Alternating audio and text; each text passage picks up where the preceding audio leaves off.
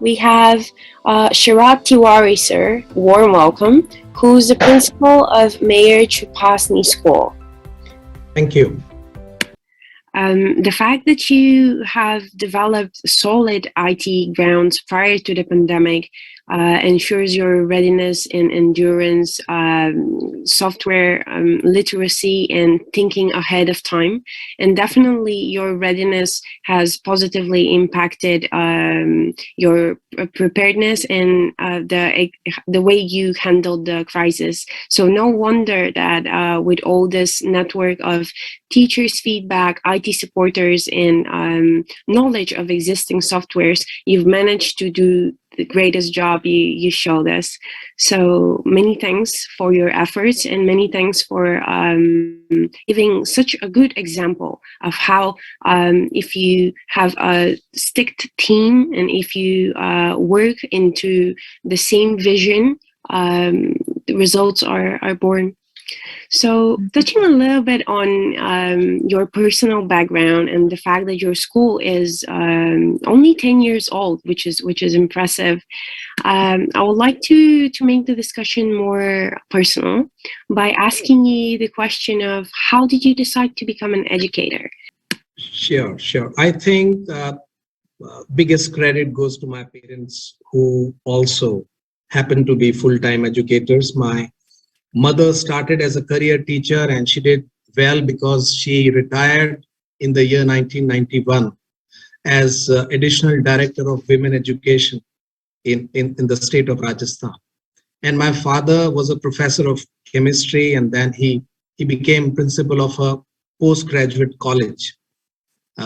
Although I haven't been able to reach those heights, but I think they inspired me, because the topic of conversation at home also used to be about schools, education, these challenges, that.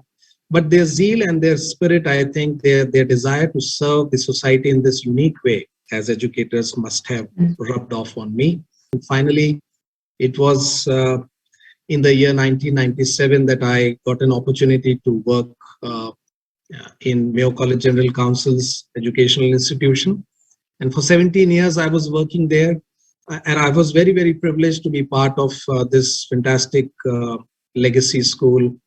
And I was even sent to England to explore and visit schools and to try out teaching there. I love this profession. And now I can't think of joining any other profession after having served all these years. And working along with children, I think that keeps one very, very young, and it is a very satisfying profession, I must say. It really is. Sharat, sir, many thanks for sharing your personal story.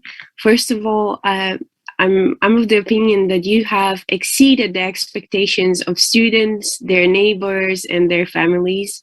You've done indeed a great job in interacting, and as you mentioned, not only with your own students, but with prospective students. So very well done.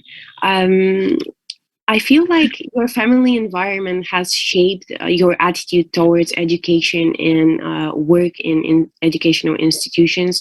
So from your early childhood, you've been exposed to problems and best practices, and with your own experience in education, you have also sort of had the background on it. And the fact that you have had the chance to travel and experience best practices of different countries firsthand adds great value to your methods of ruling a school and developing a school. So now that we have the full story, it is no surprise why you've managed to handle the situation in such a great manner.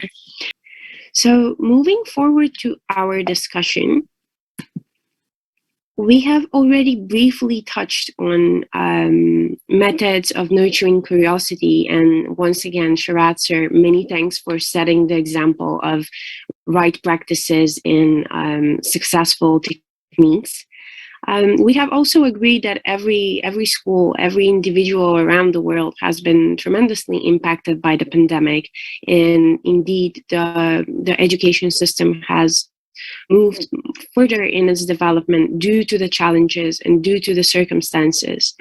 But We have also touched, thanks to Sharad sir, on the positive sides on the pandemic, not only on the difficulties, but also on our flexibility as educators to adapt to the new times and new expectations of students and parents.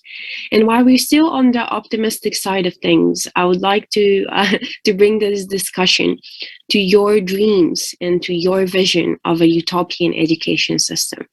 And again, Sharad sir, I would give you the floor, and I'm very curious to hear, how do you envision a perfect education system? Thank you. I would say, of course, education system needs to evolve along with the society and its needs. So having a system which is perfect, probably there is no system that would exist which is a perfect system, and there would not be a case where one size fits all. And I've seen how the education system for Europe serves different needs, and for India it serves very different needs. Now, I don't want tomorrow the society to have great doctors, engineers, judges, and industrialists, but they are not very good human beings. They are not very good fathers, mothers, spouses, neighbors. What's the point in having all these great academic qualities and faster brain and more capable people in the society if they cannot live together in peace and harmony? So I think my vision for utopian education system would be uh, uh, freedom for a child to choose what he wants to or she wants to do. It must emphasize values. It must emphasize role models, not far away, but within the community, where the children try to live up to those role models and should aspire and continue to aspire to remain good human beings, whether whether they are pictured on Forbes magazine or Fortune magazine should be secondary, but they should be good human beings. I think we are moving away from that, unfortunately, and the reasons are manifold.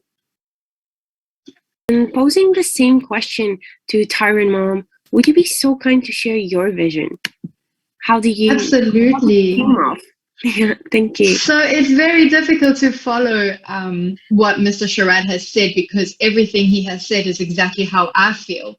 So to avoid repeating everything that was already said, I fully agree with all of that. And I would just like to add one point, and that's that I know we need an education system of equality, inclusivity, of instilling values in children, and teaching in a way that's holistic and raises better human beings. I think that is the most important, ultimately, at the end of the day, is that we are raising better human beings. Once again, many thanks for sharing your best practices. I'm sure that we have all learned something new today. And again, Sharad sir, many thanks for your preparation. The efforts that you have done deserve the respect and credit. And the fact that you have this catalog of videos is of high support, not only to your own community, but to the whole educational system. Thanks for giving us the chance to get an insight of the great job you have done in your school. It was my privilege to be part of this program where we have educationists like Mrs. Taryn Olivier. And I was really touched by her gesture when she talks about teachers, the focus on teachers. I think sometimes we as a society do not give that kind of due credit. And, doctors have saved lives. I must say teachers have also saved lives by keeping children happily engaged. Otherwise, they would have been probably alive. But imagine for a year and a half, if their minds had not been occupied with something nice, how the saying goes, empty mind is somebody's workshop. So that could have been disastrous for the entire generation. So yeah, very, very important point made. Thank you, ma'am. And thank you very much. Thank you. It was a pleasure. You did a fantastic job of hosting and getting things out of us. It was very well organized. Thank you. Thank you very much. Enjoy the rest of your afternoon, and I hope to have the chance to speak to you in the future. Sure. Absolutely. I look forward to it. Looking forward.